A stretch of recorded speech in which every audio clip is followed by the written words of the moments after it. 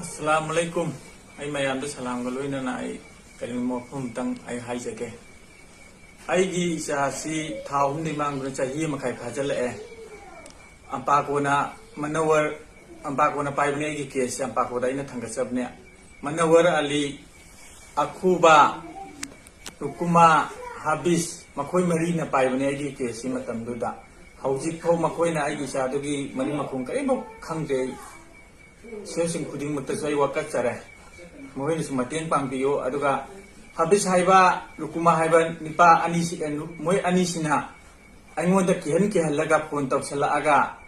recording tok salaga thadok pa, makoy si nupin ha gisu nupin ha da su yam na chop pamini apa ko ginam law raga makoy na nupin ha gi kesu yam pai, sana mohor ani law gada moy na ama phangba, adragi makoy na ama pangan nupi da ama pangan ba migi mabuk na basi mayamam tawri makosi aduga ay galay minamba ay nupi dusu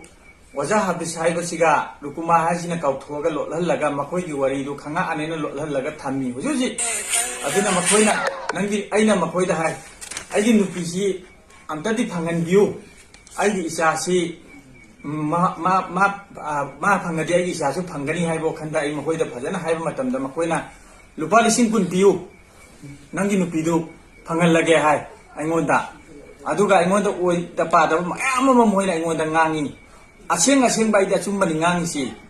aina tawri si ai inaw pariya sira ai sana moy na tawbasra mai pagak tabdegi aina tawru ya sira mai pagak tabdegi ai inaw pariya ko riyasta ina thangga sabni thanggat laga aina makhoi da riyasta riyas ai isa sita dinang na la da ni ram ta phangan biu nang am ta support tawiyo pun support tawai man so inaw pasina ay kita magta support tawra I mana ngodi paisa su law kiblайте adragi hayrak pasulaite nangina sa aina alada ni dra phangana hot nani mayam khuding makna swai isa si phanghan bada mateng pangbiu ay yam ware ay ta haifam tawhum ay sukon thangdre tasena habis haiba mipasi yam oktabani nupina ha karwa tawbani magi rukuma haiba sisu nupina ha karwa tawbam sak amo ware nupigi case khaktani moina pairisi pumbum marisi moji atum bata pairaga may makai si wangkal abani muhosi tasena makoy aran basi kari krisi khangak padagi ai gi nupi si moina losal laga thambani hai basi ai wakhanda huji ai wakhanda tha chabam leire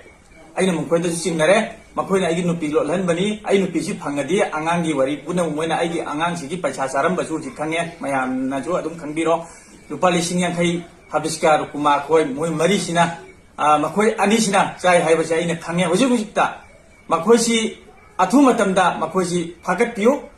baza sinau lairiba wana sin khudum nasu makoji asum picha anoi mayam na tawpi laga makoji atu matamda pagat piu aigi nupi su isa su mayam na amtang aingonda sinabiyo aigi nupi mangi si makoy ni losal thambani aduna mayam na